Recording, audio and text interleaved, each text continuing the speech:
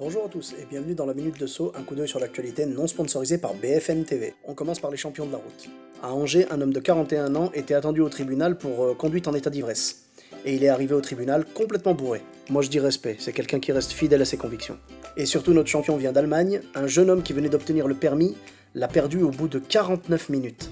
Il a fait un excès de vitesse tellement grand que du coup on lui a retiré son permis sur place. Tu peux pas faire mieux. En Louisiane, un couple a retrouvé un ticket de loto gagnant en faisant le ménage. Si vous croyez qu'on n'a pas compris que c'était une manœuvre des femmes pour qu'on les aide à nettoyer. En Allemagne, un prêtre a avoué avoir volé 120 000 € dans la caisse de sa paroisse. À mon avis, ce qui les a mis sur la voie, c'est le caviar sur les hosties. Il a voulu utiliser cet argent pour participer à une loterie sur internet et il s'est fait arnaquer par des mecs bien plus malins que lui. Du coup, la seule chose qu'on peut lui dire, c'est Chah, c'est pas bien de voler. Donc petit conseil à ce prêtre, je pense qu'il est grillé partout en Allemagne, maintenant il peut venir bosser en France, pourquoi pas dans une petite église de Levallois-Perret. À Nantes, un homme a tronçonné avec une meuleuse un poteau qui supportait une caméra de surveillance. Je pense que le message pour sa famille est clair, pour Noël il veut une GoPro. Bonne nouvelle, en Californie, l'incendie meurtrier est enfin maîtrisé.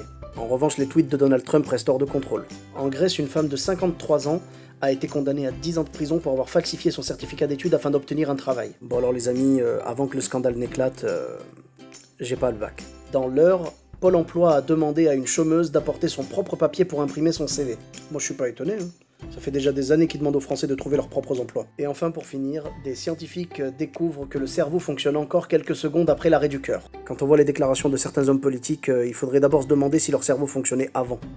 Voilà les amis, c'est tout pour cette semaine, merci d'avoir regardé la vidéo, vous pouvez bien sûr la liker, la partager, la commenter, en parler autour de vous, n'hésitez pas à vous abonner à ma page Facebook et à ma chaîne YouTube Sofiane et Taï, et on se retrouve très bientôt pour une prochaine vidéo, bis à tous, même à toi là-bas.